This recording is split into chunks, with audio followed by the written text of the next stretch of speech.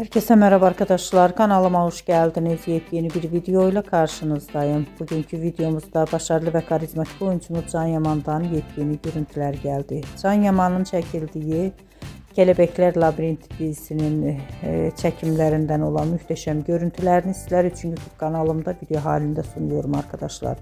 Umarım beğenirsiniz. Videomu beğendiyseniz kanalımı izlemeyi ve bildirim butonuna basmayı unutmayın. Şimdilik benden bu kadar olsun. Yeni videomuzda görüşmek üzere. Hoşça kalın.